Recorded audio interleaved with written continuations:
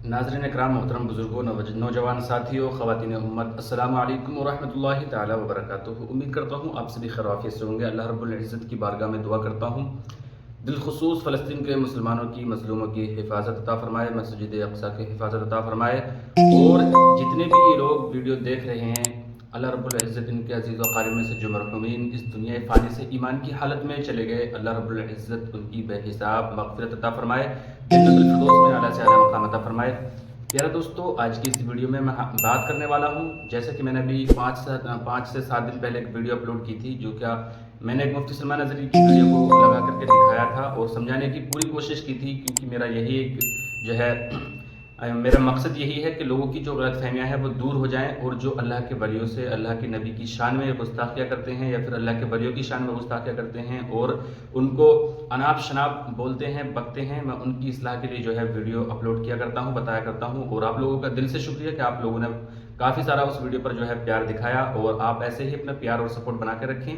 लेकिन आज की इस वीडियो में जो बात करूंगा मैं, उस वीडियो में एक मुश्ताक भाई अहमद, यानी कि मुश्ताक अहमद भाई हैं एक, उन्होंने जो है कमेंट किया कि ये तो बात समझ में आती है कि कब्रिस्तान जाओ तो वहाँ पर अपनी मौत को याद रखो, तो ये बात तो समझ में आती है, लेकिन अल्लाह के वलियों का सर्टिफिकेट कहाँ से मिलता है, और क्या मज़हब इस्लाम में मज़ार शरीफ बनाना जो है जायज़ है?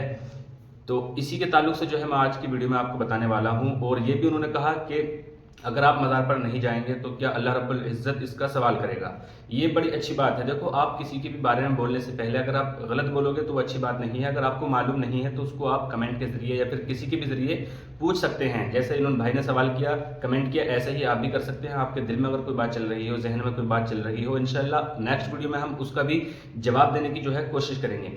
तो मैं मुश्ताक भाई से कहना चाहूँगा कि मज़ार पर जाना कोई ऐसा नहीं है कि सिर्फ फ़र्ज़ है या फिर जाना ज़रूरी है, या फिर अगर नहीं जाओगे तो अल्लाह रब्बुल इज़्ज़त जो है इसके बारे में सवाल करेगा। देखिएगा, उस वीडियो में भी जो है मैंने आपको बताया मुफ्ती सलमान नज़री ने कि अल्लाह के वलियों की जो दरगाहें हुआ करती हैं वो जगह मुक़द्दस जगह हुआ करती हैं, जैसे कि ख्वाजा गरीब नवाज़ की दरगाह शरीफ हुई, या फिर साबिर पाक कलियर की दरगाह शरीफ हुई, या फिर बरेली की सरजमीन पर इमाम अहमद रज़ा ख़ान फ़ाज़िल बरेलवी की दरगाह शरीफ हुई, या ताजुश्शरिया की दरगाह हुई। बहुत सारे ऐसे अल्लाह के वली हैं जो क्या ऐसी जगहों को मुक़द्दस जगह कहा जाता है, और जहां अल्लाह के जो वली ठहर जाते हैं वहां पर लोग इसलिए जाते हैं क्योंकि अल्लाह रब्बुल इज़्ज़त अपने महबूब बंदों की बारगाह में जो लोग आते हैं, हाज़िरी देते हैं और अल्लाह रब्बुल इज़्ज़त से मांगते हैं। और एक चीज़ का आप लोगों ने ख़ास ध्यान रखना है, जो कि हमारी आवाम पब्लिक जो कर रही है कि जाकर मज़ार पर माथा टेकना या फिर उसको चूमना, ये चीज़ें जो है बड़ी गलत हैं। इससे आप परहेज़ करें। आला हज़रत फरमाते हैं मज़ार से जो है 4 हाथ दूर खड़े रहो, और जो भी पढ़ना हो, दुरूद सलाम पढ़ना हो, दूर रह करके ही करना चाहिए। तो आप इस पर भी ज़रा थोड़ा सा ध्यान दें, तवज्जो दें और अमल भी करें। और मैं उन ख़वातीन से कहना चाहूँगा जो क्या आए दिन मज़ारों पर जाती रहती हैं, आपका जाना वहाँ पर हराम है, तो आप अपने घर पर रहकर दुआ करें, नमाज़ें पढ़ें, इबादतें करें। लेकिन मुश्ताक भाई, आपको मैं बता दूं, अल्लाह रब्बुल इज़्ज़त जो है मज़ार पर जाने के बारे में सवाल नहीं करेगा। आप गए तो ठीक है, अगर नहीं गए तो भी ठीक है। आला हज़रत फरमाते हैं कि अजमेर मुअल्ला जो है एक ऐसी जगह है जहाँ पर दुआ कबूल होने वाली जगह है, यानी कि अल्लाह रब्बुल इज़्ज़त एक जगह, वो जगह ऐसी है जहाँ अल्लाह रब्बुल इज़्ज़त 100 के 100% जो है दुआएं कबूल फरमाता है। और ये भी एक कमेंट आया कि अल्लाह के वलियों से मांगना जो है अल्लाह को नाराज़ करता है। बेशक मेरे भाई, आप जो दुआ करें, अल्लाह रब्बुल इज़्ज़त के जो हबीब बंदे हैं, महबूब बंदे हैं, आप उनके दरबार में जाएं और इस तरीके से दुआ करें कि अल्लाह रब्बुल इज़्ज़त हम तेरे इन महबूब बंदे, यानी कि जो भी अगर नाम पता हो तो नाम कह ले करके जो है कह सकते हैं, अगर नहीं मालूम हो तो ये भी कह सकते हैं, क्योंकि अल्लाह रब्बुल इज़्ज़त जो है हमारे दिलों के हाल से वाकिफ़ है। आपसे दिल में इरादा रखेंगे कि हम तेरे महबूब के बारगाह में आए हैं, अल्लाह रब्बुल इज़्ज़त हमारी हाज़िरी को कबूल फरमाए या फिर हमारी यह हाजत पूरी फरमाए, तो इंशाअल्लाह वो 100% दुआ जो है कबूल हो जाती है। और कोई भी सुन्नी अहले सुन्नत वल जमात वाला ये नहीं कहेगा कि आप वलियों से मांगो, या फिर देखो, हकीकतन देने वाला जो है वो अल्लाह ही है, ऐसा नहीं है अल्लाह के सिवा कोई और है। देने वाला हकीकतन अल्लाह ही है, लेकिन अल्लाह रब्बुल इज़्ज़त ने दुनिया को असबाब पे पैदा किया, यानी कि कोई भी चीज़ अल्लाह रब्बुल इज़्ज़त ने डायरेक्ट अता नहीं फरमाई। अल्लाह रब्बुल इज़्ज़त ने हमें जब कुरान मजीद डायरेक्ट नहीं दिया, तो फिर आप सोचें, एक ऐसी मुक़द्दस किताब, अल्लाह का कलाम, जो कि हमें अल्लाह रब्बुल इज़्ज़त ने अपने नबी के ज़रिए दिया, और वो भी नबी तक कैसे पहुँचा? अल्लाह रब्बुल इज़्ज़त ने अपने नूरानी फरिश्ते हज़रत जिब्रील अलैहिस्सलाम के ज़रिए जहाँ जैसे जैसे ज़रूरत पड़ती रही, वैसे ही अल्लाह रब्बुल इज़्ज़त ने अपना कलाम उतार दिया। और کہیں پر ضرورت پڑی جس چیز کی اسی حساب سے کچھ صورتیں اتار دیں، کبھی مکہ میں اتارا، کبھی مدینہ میں اتارا، کبھی اللہ رب العزت نے اپنے نورانی فرشتہ حضرت جبرائیل علیہ السلام کے ذریعے جو ہے اپنے محبوب تک جو ہے کلام پیش کیا، بھیجا۔ تو جب اللہ رب العزت نے اتنی مقدس کتاب، اپنا کلام ہمیں اللہ رب العزت نے اپنے حبیب یعنی کہ ہمارے آقا، آپ کے آقا کریم صلی اللہ علیہ وسلم کے ذریعے ہم تک پہنچایا، تو آپ ذرا سوچیں آپ ڈائریکٹ کیسے جو ہے اللہ رب العزت تک پہنچ سکتے ہیں۔ اور ویسے بھی ہاشمی میں نے بھی ایک مثال دی کہ اللہ رب العزت سے جیسے کہ یہ انگلی ہے، اللہ رب العزت سے بیچ والی انگلی جو ہے اوپر والی انگلی سے ڈائریکٹ مل سکتی ہے، لیکن اگر تیسری انگلی جو ہے اوپر والی انگلی سے ملنا چاہے تو اس کو بیچ والی انگلی سے ملنا ہی پڑے گا۔ اسی طریقے سے آپ اللہ رب العزت سے اگر ملنا چاہتے ہیں تو اللہ کے ولیوں سے، اللہ کے نبی سے جو ہے ملنا پڑے گا، اس کے بعد آپ اللہ تک پہنچ سکتے ہیں۔ اور کچھ سوال یہ بھی رہتے ہیں، بہت سارے لوگوں کے ذہن میں جو ہے یہ بھی باتیں چلتی ہیں کہ مزار پر جانے والے جو جاتے ہیں ان سے زیادہ بہتر تو وہ ہیں جو مزار کے باہر بیٹھ کر زندوں سے مانگتے ہیں، بلکہ مردوں سے نہیں۔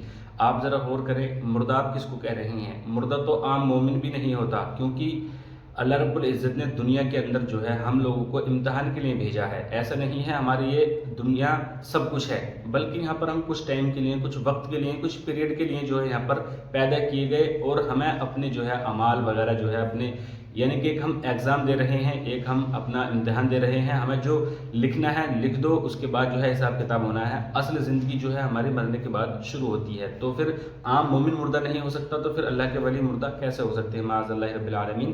وَلَا تَقُولُوا لِمَن يُقْتَلُ فِي سَبِيلِ اللَّهِ اموات، جو اللہ رب العزت کی راہ میں قتل کی جائے ان کو مردہ نہ کہو بلکہ وہ زندہ ہیں، ٹھیک ہے؟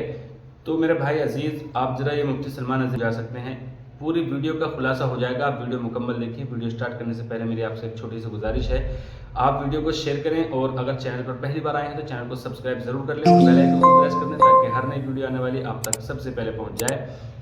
اور آپ جو ہے اللہ رب العزت کے ولیوں میں بغض کینہ نہ رکھیں، بلکہ اگر آپ کو معلوم نہیں ہے تو آپ نالج حاصل کریں، آپ کو دین سیکھنے کی ضرورت ہے، آپ کو علم سیکھنے کی جو ہے ضرورت ہے۔ تدفین کر دی مردے کی، اور اس کے بعد دل چاہتا ہے کہ ہمارے بڑے تھے تو ہم ان کی قبر کو پکا کر دیں، یعنی پختہ کر دیں، تو شریعت میں اس کی کس حد تک اجازت ہے؟ یہ ارشاد فرما دیں۔ دیکھیں، نبی کریم صلی اللہ علیہ وسلم نے قبر کو پختہ کرنے سے منع فرمایا، ٹھیک ہے، لیکن قبر سے مراد وہ کچا گڑھا ہوتا ہے کہ جس میں مردے کو رکھا جاتا ہے، ٹھیک ہے، اس سے مراد تعویذ قبر نہیں ہے۔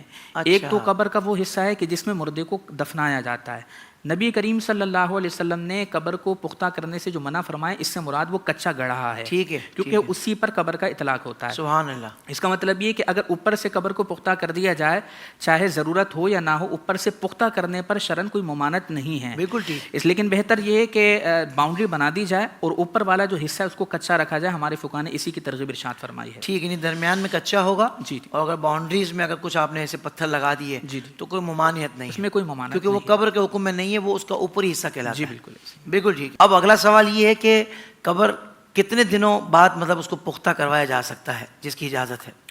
دیکھیں، عوام میں مشہور یہ ہے کہ قبر کو 40 دن کے بعد پکا کروانا چاہیے، جبکہ ایسی کوئی کنڈیشن ہماری شریعت نے بیان نہیں کی۔ 40 دن 30 دن ایسی کوئی کنڈیشن نہیں ہے، لہذا چونکہ اس کی وضاحت ہو چکی کہ قبر کو پکا کرنے کی جو ممانعت ہے وہ قبر کے گڑھے کے حوالے سے، یعنی وہ گڑھا کہ جس میں مردے کو دفنایا جاتا ہے اس کو پکا کرنے سے منع کیا گیا۔ جو تعویذ قبر ہے، جو اوپری حصہ ہوتا ہے، اس کو پکا کرنے کا شریعت نے منع نہیں کیا، لہذا اگر وہ قبر کو 40 دن سے پہلے بھی اگر پختہ کیا جائے، اس میں شرعاً کوئی حرج نہیں ہے۔ اور ملتے ہیں نیکسٹ ویڈیو میں، تب تک کے لیے اللہ حافظ۔ السلام علیکم ورحمۃ اللہ تعالیٰ وبرکاتہ۔